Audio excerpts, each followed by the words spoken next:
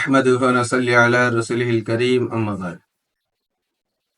সম্মানিত দেশের এবং বিদেশের সকল বন্ধুগণ, আসসালামু আলাইকুম ওয়া রাহমাতুল্লাহ। ঈদুল আযহা উদযাপিত হবে। আল্লাহ পাক আমাদের তৌফিক দান করলে যে যতটুকু সাধ্য অনুযায়ী কুরবানি দেওয়ার চেষ্টা করেছি। আল্লাহ পাক আমাদের সমস্ত কুরবানির পশুগুলা কবুল ও মঞ্জুর করে নিন। মহান আল্লাহ তাআলা কুরবানিটা কতখানি ত্যাগ আল্লাহর নবী ইব্রাহিম খলিল আলাইহিস সালামের থেকে আমরা বুঝিনি। যখন নমরুদের অত্যাচারে হযরত ইব্রাহিম আলাইহিস সালাম ইরাক থেকে সুদূর মিশরে চলে গেছেন ভাতিশপুত্র ভাইয়ের ছেলে লূত আলাইহিস সালামকে সাথে করে। যখন গেছে সেখানে যে একাকিত্ব বরণ করতেছে, একা জীবন যাপন করতেছে, এই অবস্থাতে নিজের কাছে একটা অসহায় যে একটু পরামর্শ কার কাছ থেকে নিয়ে যেতে পারে, তখন মহান রব্বুল আলামিনের দরবারে ইব্রাহিম আলাইহিস সালাম দোয়া করলেন, হে আমার রব, রব্বি হাবলি মিনাস সালিহিন, হে আল্লাহ, হে আমার প্রতিপালক, আপনি আমাকে একটা সন্তান দান করুন, নেক সন্তান দান করুন। আল্লাহ পাক দান করলেন, ফাবাশশারনাহু বিগুলামিন হালিম, আপনাকে আমি দান করলাম একটা সন্তান, যে সন্তানটা হচ্ছে হালিম, যে সন্তানটা হচ্ছে বিনয়ী, যে সন্তানটা হচ্ছে ভদ্র, যে সন্তানটা নেককার, যে সন্তানটা সালেহীন। আল্লাহ পাক দান করলেন এই সন্তান, কলিজার টুকরার সন্তান। যখন ইব্রাহিম আলাইহিস সালামের বয়স 100 বছর, এই বৃদ্ধ বয়সে একটা সন্তান যখন হয়, তখন এর প্রতি মহাব্বত কতখানি হয়, এটা যার হয় সেই বুঝে। এই সন্তানটা যখন 7 বছর অথবা 12 বছর হলো, যখন বাপের কথা শোনা মতো হলো, বাপের সাথে চলাফেরা করার মতো হলো, সন্তানটার প্রতি ইব্রাহিম আলাইহিস সালামের মহব্বত এত পরিমাণ বৃদ্ধি পেয়ে গেল। আল্লাহ পাক বলতেছেন, ফালাম্মা বালাগা মাআহু সায়া,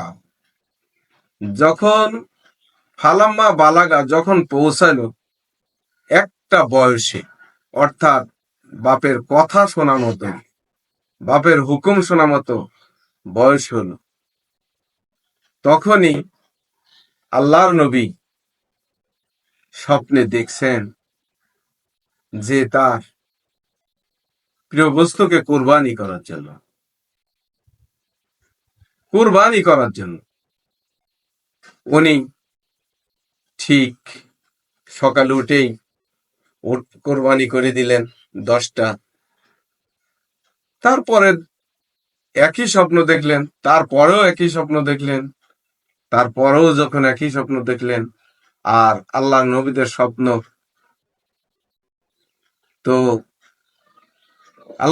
স্বপ্ন তো একেবারেই সত্য। যখন তারপরেও দেখতেছেন যে কোরবানি করার জন্য আল্লাহ পাক আদেশ দিচ্ছেন, তখন আল্লাহ নবী চিন্তা করলেন, আমি এতগুলা কোরবানি দিলাম, তারপরও আমার আল্লাহ পাক এটা কেন বলছেন? তখন চিন্তা করলেন যে আমার একমাত্র প্রিয় বস্তু, ভালোবাসার জিনিস, একমাত্র আমার কলিজার টুকরা ছাড়া, সন্তান ছাড়া আর কেউ না। আর আল্লাহর নবী তার সন্তানকে বলছে, হে আমার সন্তান, ইন্নী আরা ফিল মানামি আন্নী আযবাহুকা ফানজুর মাযা তারা। ক্বালা ইয়া বুনাইয়া, আমার সন্তান, আমি তোমাকে কুরবানি দিতে চাই, তোমাকে জবেহ করতে চাই। ইন্নী আরা ফিল মানামি আন্নী আযবাহুকা ফানজুর মাযা তারা। এই ব্যাপারে তোমার মতামতটা কি? দেখেন, এটা কত শক্ত কথা, কত কঠিন কথা, কতখানি সাংঘাতিক কথা, কতখানি বেদনাদায়ক কথা। সন্তানটা, ওই ছোট্ট মানুষ তখন বলতেছে, আর আল্লাহর নিকটে ওই বাপ্পিটার কথাবার্তাটা এতই প্রিয় হয়েছে, আজ থেকে না ৪,৫০০ বছর আগে থেকে, সেই দিন থেকে কিয়ামত পর্যন্ত এই কথাগুলা আমাদের কাছে আসবে প্রতি বছর। প্রতি বছর যখন আসে, প্রতিক্ষণ যখন আসে, প্রতিটি মুহূর্ত যখন আমাদের কাছে আসে, তখন বোঝা যায় যে এর ত্যাগ, এর তিতিক্ষা কতখানি। আজকে আমরা পশু কোরবানি দিচ্ছি, আসলে এই পশু কোরবানিটা আমার কতখানি ত্যাগ আমি স্বীকার করতেছি। আমি কি সমাজ দেখানোর জন্য করছি, না মহান আল্লাহ তাআলার নৈকট্য লাভের জন্য করতেছি? অবশ্যই আমরা এক বাক্যে বলবো, মহান আল্লাহ তাআলার নৈকট্য লাভের উদ্দেশ্যেই এই কুরবানিটা করতেছি। ইব্রাহিম আলাইহিস সালাম যখন এই কথা তার সন্তানটাকে বলল যে আমি তোমাকে কুরবানি করতে চাই, তখন সন্তান বলছে, কলা ইয়া আবাতি, হে আমার আব্বা, ইফআল মা তু'মারু সাতাজিদুনি ইনশাআল্লাহু মিনাস সাবিরিন। আব্বা, আপনি দেরি করেন না, আপনাকে যা আদেশ করা হয়েছে আপনি তাৎক্ষণিক তা করে ফেলেন।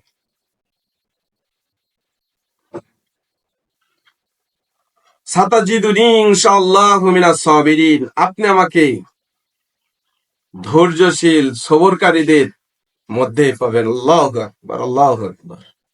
মহান আল্লাহ তাআলার কাছে এই কথাবার্তাটা কত প্রিয় হয়েছে, কত ভালো লেগেছে, যে কথাটা আজকে আমাদের মাঝখানে, আজকে যে নবীর যতখানি পরীক্ষা, সেই নবীর নাম ততখানি আসছে।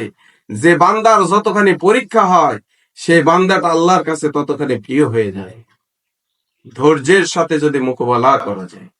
ইমানদাররা তো প্রতিক্ষণ, প্রতিটি মুহূর্তই মহান আল্লাহ তাআলা রাজি ও সন্তুষ্ট করার জন্য সদা সর্বদাই ব্যস্ত থাকবে। তারপর মহান আল্লাহ তাআলা যখন বললেন, ফালাম্মা আসলামাত আল্লাহু লিল জাবিন, যখন তারা উভয়ে, বাপ এবং ছেলে, পূর্ণাঙ্গ সারেন্ডার হলো। ইন্না সলাতি ওয়া নুসুকি ওয়া মাহইয়ায়া ওয়া মামাতি লিল্লাহি রাব্বিল আলামিন। আমার জান, আমার জীবন, আমার কুরবানি, আমার ইবাদত, আমার বন্দেগী, সব কিছু মহান আল্লাহ তাআলার উদ্দেশ্যে হয়ে থাকে। এই জন্য আল্লাহ পাক যখন এই ঘোষণা, ইব্রাহিম আলাইহিস সালাম যখন ফালাম্মা আসলামাত আল্লাহু লিল জাবিন, যখন নিজের কলিজার টুকরা সন্তানকে কাঁধ করে শোয়াই দিলেন, ছুরি চালানো শুরু হয়ে গেল। আপনি চিন্তা করেন, এই জায়গাটাই আমি কলিজার টুকরা সন্তানের গলায় ছুরি চালাচ্ছি। আমার সন্তানকে যদি কেউ একটা কটু কথা বলে, একটা গালি দেয়, আমার মাথায় কাজ করে না। আমার সন্তানকে যদি একটা থাপ্পড় দেয়, আমার সন্তানকে যদি কেউ একটা বাড়ি দেয়, একটা আঘাত করে, আমার কলিজার ভিতরে কতখানি লাগে। আর ইব্রাহিম আলাইহিস সালাম তার সন্তানের গলায় ছুরি চালাচ্ছেন। এখানে সেই সেই দৃশ্যটা আল্লাহ পাক আমাদের মাঝখানে তুলে দেন। ফালাম্মা ফালাম্মা আসলামাত আল্লাহু লিল জাবিন ওয়া নাদাইনাহু ইয়া ইব্রাহিম। আমার আল্লাহ পাক বলতেছেন, আমি তাকে আহ্বান করিলাম, হে ইব্রাহিম, কদ সাদ্দাকতার রুইয়া, তুমি যে স্বপ্নটা দেখছো এটা 100 কে 100 সত্য। কাদ সাদ্দাকতা রুইয়া ইন্নাকা যালিকা নাজিল মুহসিনিন। ইব্রাহিম আলাইহিস সালামকে মহান আল্লাহ তাআলা বললেন যে মুহসিনদের, ন্যায়পরায়ণদের পুরস্কার করে থাকি, ইন্নাকা যালিকা নাজিল মুহসিনিন, আমার আল্লাহ পাক মুহসিনদেরকে পুরস্কৃত করে থাকি। আল্লাহর নবীর বেলায়ও ব্যতিক্রম হননি।